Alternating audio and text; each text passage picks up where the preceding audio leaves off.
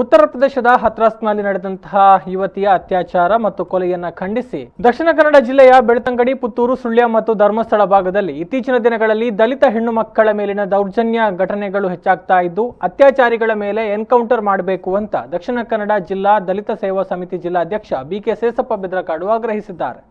ವಿಟ್ಲದಲ್ಲಿ ಸುದ್ದಿಗೋಷ್ಠಿ ನಡೆಸಿ ಮಾತನಾಡಿದ ಅವರು, ಉತ್ತರ ಪ್ರದೇಶದ ಸಾರ್ವಜನಿಕರಿಗೆ ರಕ್ಷಣೆ ನೀಡಲು ನಿರ್ಲಕ್ಷ್ಯ ಮಾಡಿದ ಅಧಿಕಾರಿಗಳನ್ನು ಕೆಲಸದಿಂದ ವಜಾ ಮಾಡಬೇಕು. ಮುಂದಿನ ದಿನಗಳಲ್ಲಿ ಇಂತಹ ಘಟನೆಗಳು ನಡೆಯದಂತೆ ಕ್ರಮ ಜರುಗಿಸಬೇಕು ಅಂತ ಆಗ್ರಹಿಸಿದರು. ಇನ್ನು ಈ ಘಟನೆಯ ವಿರುದ್ಧ ಸಮಾನ ಮನಸ್ಕ ಸಂಘಟನೆಗಳ ವತಿಯಿಂದ ಅಕ್ಟೋಬರ್ 19ರಂದು ಪ್ರತಿಭಟನೆ ನಡೆಸಲಾಗುವುದು ಅಂತ ಹೇಳಿದರು. ಸುದ್ದಿಗೋಷ್ಠಿಯಲ್ಲಿ ಜಿಲ್ಲಾ ಪ್ರಧಾನ ಕಾರ್ಯದರ್ಶಿ ಚಂದ್ರಶೇಖರ ಯು, ಸಂಚಾಲಕ ಗೋಪಾಲ ನೇರಳಕಟ್ಟೆ, ಗಣೇಶ್ ಸಿಗಬಲ್ಲೆ ಉಪಸ್ಥಿತರಿದ್ದರು. ಉತ್ತರ ಪ್ರದೇಶದ ಹತ್ರಾಸ್ ಎಂಬಲ್ಲಿ ದಲಿತ ಸಮುದಾಯದ ನಮ್ಮ ಸಹೋದರಿಯಾದ ಮಾನಿಸಾ ವಾಲ್ಮೀಕಿ ಇವರ ಒಂದು ಅತ್ಯಾಚಾರದ ಕೊಲೆಯ ಘಟನೆಯನ್ನು ದಕ್ಷಿಣ ಕನ್ನಡ ಜಿಲ್ಲಾ ದಲಿತ ಸೇವಾ ಸಮಿತಿ ತೀವ್ರವಾಗಿ ಖಂಡಿಸುತ್ತಿದ್ದು, ಆ ಅತ್ಯಾಚಾರಿಗಳಿಗೆ ಎನ್ಕೌಂಟರ್ ಮಾಡಿ ಅವರನ್ನು ಕೊಲೆ ಮಾಡಬೇಕು.